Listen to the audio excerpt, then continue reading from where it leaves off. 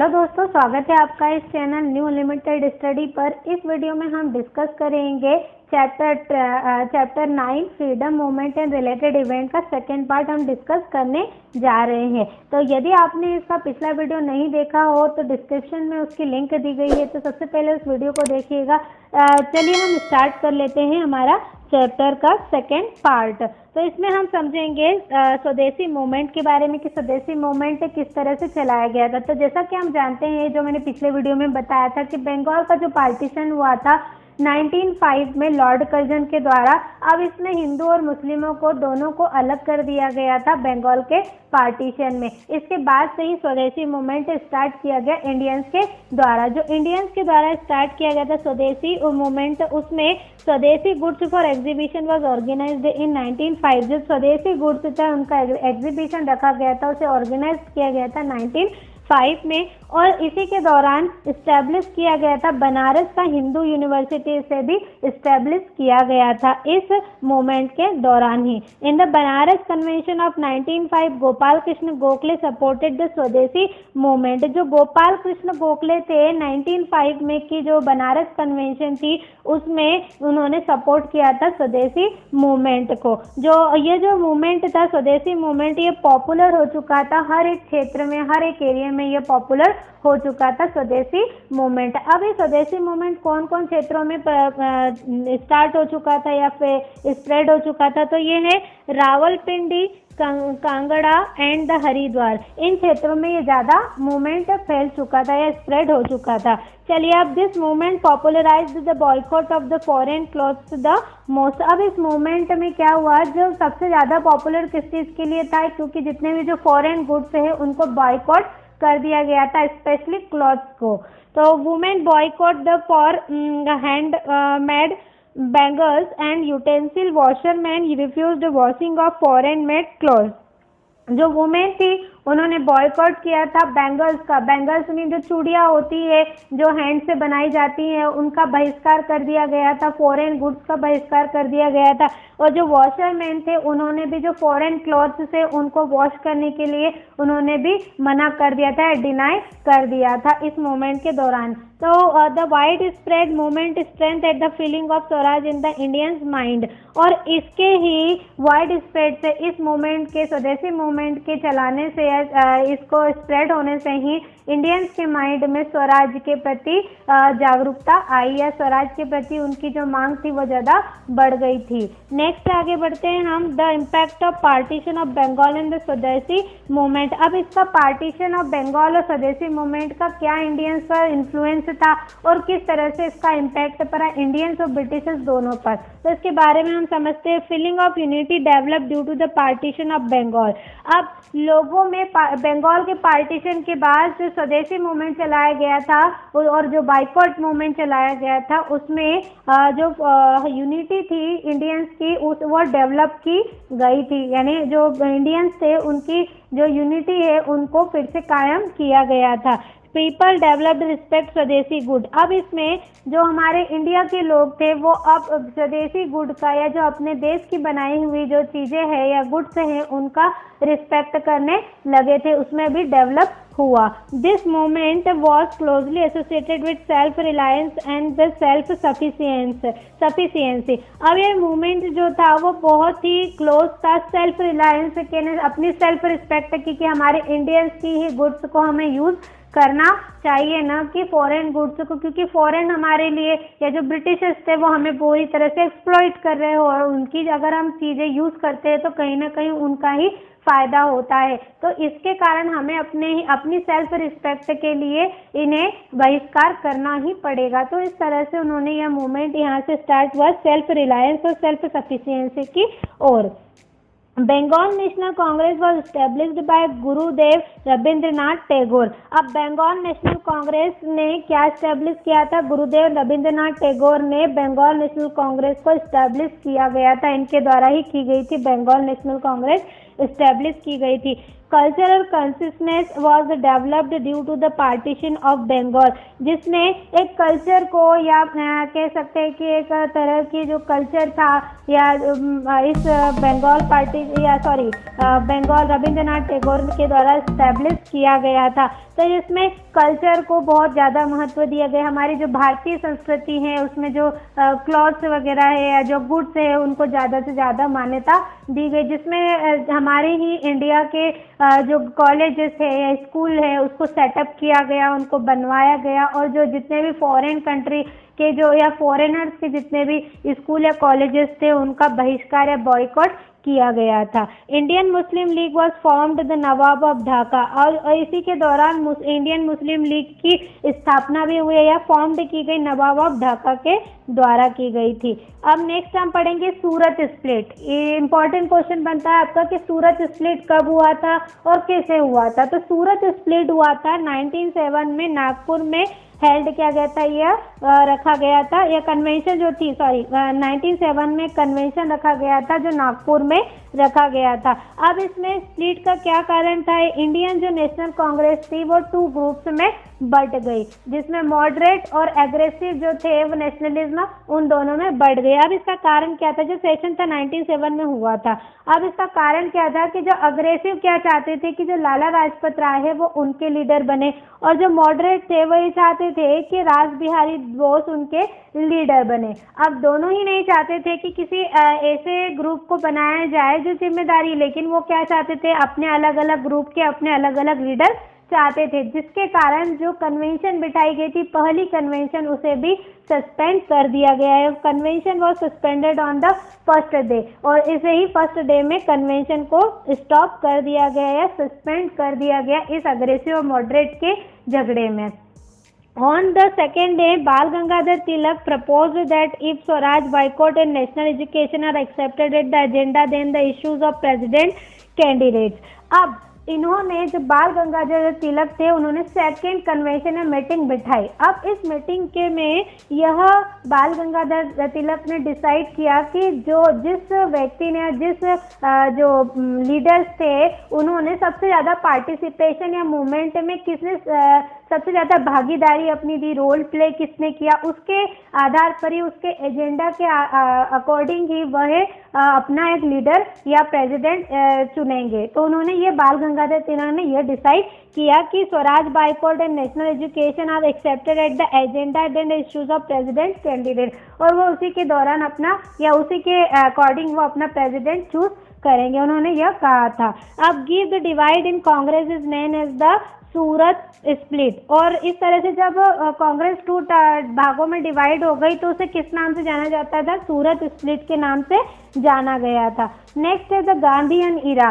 Gandhian इरा कैसे आया, हम देखते हैं कि जो गांधी जी थे उन्होंने स्वदेशी मूवमेंट में भी पार्टिसिपेशन दिया था अपना, उन्होंने इस बात को एक्सेप्ट किया था कि हाँ आप स्वदेशी मूवमेंट चलाना ही चाहिए, ये उनका ही कहीं ना कहीं आइडिया रहा था गांधी जी का।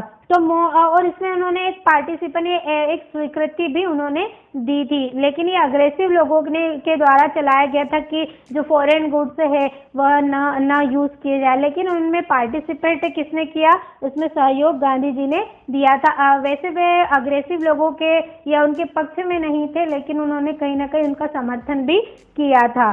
The Mohandas Karamchand Gandhi came into the limelight and became the national leader with very wide acceptance. अब जो मोहनदास करमचंद गांधी, जैसा कि हम सभी नाम जानते हैं उनका, कि वह लाइमलाइट में आए थे नेशनल लीडर के रूप में, और वह बहुत ही वाइड एक्सेप्टेंस के द्वारा वह चुने गए थे इस लीडरशिप में या लीडर बनाए गए थे, यानी इसमें सारे इंडियंस की सहमति थी या स्वीकृति दी गई थी। After the studying law in England he went to South Africa for practice. अब जो गांधी जी थे वह इंग्लैंड में अपनी स्टडी करके ने जो लॉ की उनकी जो डिग्री थी या जो स्टडी कंप्लीट करने के बाद वो साउथ अफ्रीका चले गए थे प्रैक्टिस के लिए। ठीक, अब the struggle against African government policies of discrimination and apartheid caused him to develop his philosophy of this philosophy was based on non-violent protest। अब इसमें जो अफ्रीकन गवर्नमेंट थी उसके खिलाफ इन्होंने स्ट्रगल में पार्टिसिपेशन किया, या हम कह सकते हैं तो ब्रिटिश जो अफ्रीकन जो थे, जो कुछ यूरोपियन अफ्रीकन थे और कुछ जो अफ्रीकन थे वो दो भागों में बटे हुए थे। कैसे बटे हुए थे? कुछ काले जो अफ्रीकन थे और कुछ गोरे यूरोपियन थे।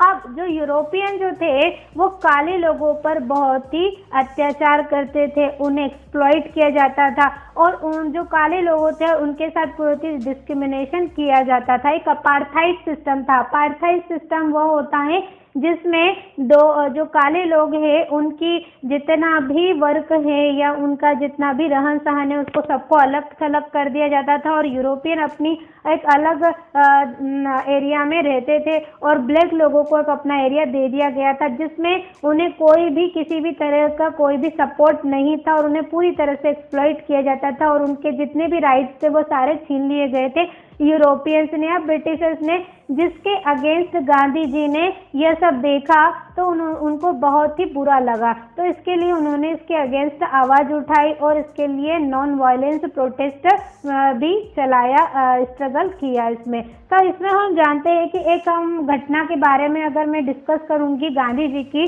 कि जो गांधी जी जब साउथ अफ्रीका जा रहे थे या वहाँ से जब साउथ अफ्रीका वो जा रहे थे तो उन्हें ट्रेन से या जो इंडियंस थे वो जो इंडियन को काले लोग, थोड़ा सा काला कलर होता है इंडियंस का, तो यूरोपियन ने क्या किया, उन्हें रेल के डब्बे से बाहर निकाल दिया। क्यों निकाल दिया? क्योंकि वो काले रंग के थे और वो इंडियंस थे। तो इस तरह से गांधी जी को ये भी बात बहुत बुरी लगी कि यदि वह कोई ह्यूमन है या कोई व्यक्ति है, यदि उसका जो कलर है वो यदि ब्लैक है तो उसमें कोई उसका दोष नहीं है, वो एज ए नेचुरल है, लेकिन इसका भेदभाव नहीं होना चाहिए, इसका डिस्क्रिमिनेशन नहीं किया जाना चाहिए। तो इस तरह से उन्होंने इस ओर अपना कदम बढ़ाया। जो अफ्रीकन लोगों के साथ जो बुरा बर्ताव जो यूरोपियन कर रही थी उनके साथ उन्होंने पार्टिसिपेशन दिया और उसके खिलाफ एक अपना एक प्रोटेस्ट जो स्ट्रगल थी वो भी चलाया था। एक स्ट्रगल अगेंस्ट किसके खिलाफ चला था? अफ्रीकन गवर्नमेंट के खिलाफ चलाया गया था। Strong weapons and million of people satyagraha. और जब वो इंडिया में आए तो उन्होंने सत्याग्रह मूवमेंट चलाया।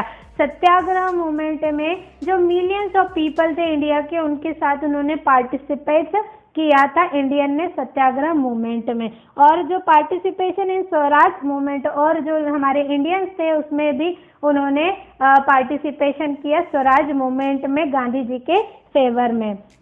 मास मूवमेंट वर ऑर्गेनाइज्ड। अब ये जो मूवमेंट था, जैसे मास जो बहुत बड़े बड़े पैमाने पर या जो बड़े बड़े क्षेत्रों में फैले हुए थे, ये मास मूवमेंट एक आग की लहर की तरह ये सारे क्षेत्रों में फैल चुके थे और बहुत ही बड़े पैमाने पर ये मूवमेंट चलाए गए थे जिसमें लोगों को या जो हमारे इंडियंस हैं उनको जागरूक किया गया, उनको स्वदेशी मूवमेंट चलाया गया कि वह फॉरेन गुड्स का बहिष्कार करे और जो स्वदेशी गुड्स है वो अपनाए, एक्सेप्ट करे। तो इस तरह से उन्होंने मूवमेंट चलाया। फिर इसके बाद है उन्होंने एक मास मूवमेंट ऑर्गेनाइज किया था, disobedience of law and boycott of courts and peaceful demonstration and boycott of education institution. इन्होंने इस तरह से मास मूवमेंट चलाए थे, गांधी जी के द्वारा ये चलाए गए थे।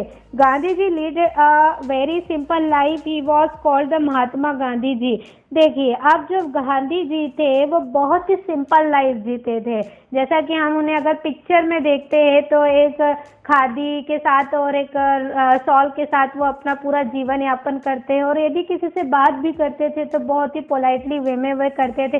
कोई भी किसी भी तरह का वायलेंस उनकी वॉइस में नहीं होता था, सभी से एक प्रेम पूर्वक वो बहुत अच्छे से बातें करते थे। तो लोगों को उनकी जो बातें थी, उनके जो व्यवहार था वो बहुत ही अच्छा लगा था और उनका जो थॉट या जो थिंकिंग थी वो बहुत ही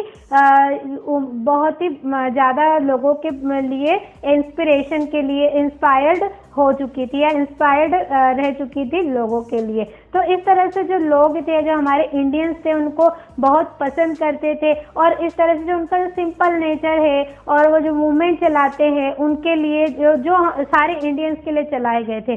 तो लोगों ने उनको एक नाम दिया जिसका नाम था, या उनको एक नाम से पुकारा भी जाता है, महात्मा गांधी जी के नाम से उन्हें पुकारा जाता है। The movement against the custom and the untouchability. और ये जो मूवमेंट चलाए गए थे महात्मा गांधी ने जो अनटचेबिलिटी मीन्स होता है छुआछूत। अनटचेबिलिटी क्या होता है?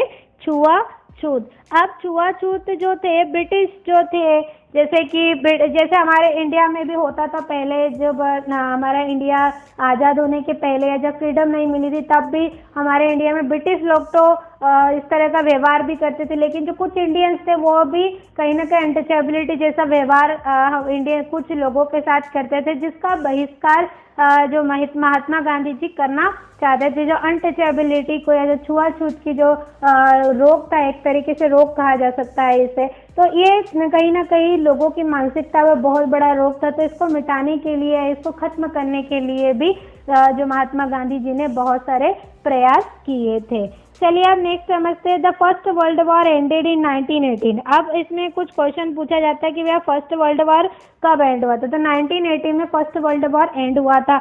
Breakdown of the Turkey's empire, जिसमें जो टर्की का एम्पायर था, जो तुर्की जिसे हम कहते हैं हिंदी में, और टर्की इसे इंग्लिश में कहा जाता है, तो टर्की का जो एम्पायर था वो पूरी तरह से ब्रेकडाउन हो चुका था, नीचे गिर चुका था। This infuriated the Muslim population and discontent among the Muslim against the British government.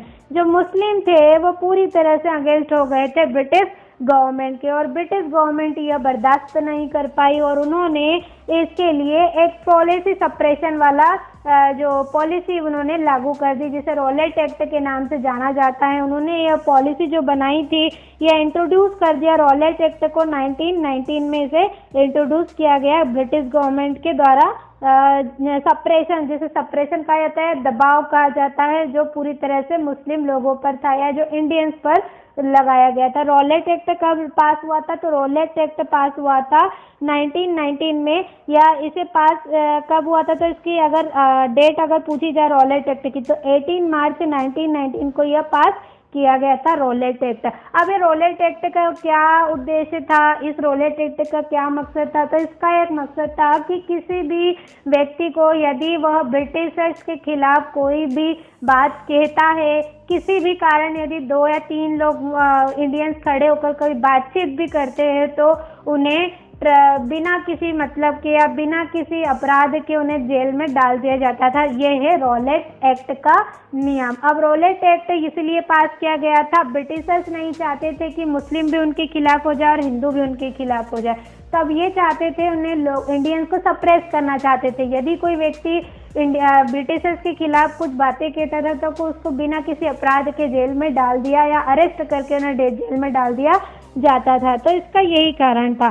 Bye the imperial legislative council which gave them the power to arrest any person without any trial, यानी बिना किसी trial के या बिना किसी अपराध के वो उन्हें अरेस्ट कर सकती थी ब्रिटिश गवर्नमेंट। यह उन्होंने रॉलेट एक्ट इस तरह से बनाया था, जो पूरी तरह से इंडियन के लिए एक अगेंस्ट ही काम कर रहा था। जो रॉलेट एक्ट था, इसमें बहुत सारे लोग जो थे या जो इंडियंस थे, उनको बिना वजह ही जेल में डाल दिया जाता था और उन्हें उनके साथ बहुत ही बेकार या बुरा व्यवहार किया जाता था। तो इसका नेक्स्ट वीडियो हम इसमें पढ़ेंगे जलियांवाला बाग हत्याकांड। इसमें पढ़ेंगे हम जलियांवाला बाग हत्याकांड, जिसमें भगत सिंह वगैरह के बारे में हम डिस्कस करेंगे इसके नेक्स्ट वीडियो में। यदि आपको यह वीडियो पसंद आया हो, अच्छा लगा हो, तो इस वीडियो को लाइक एंड सब्सक्राइब करना न भूलिएगा और इसके साइड में जो बेल आइकन है उसको भी प्रेस करना न भूलिएगा, क्योंकि यदि आप इस बेल आइकन को प्रेस करते हो तो आपको जितने भी सोशल के वीडियो है वो आपके नोटिफिकेशन में आपको मिल जाएंगे। Thank you very much for watching this video.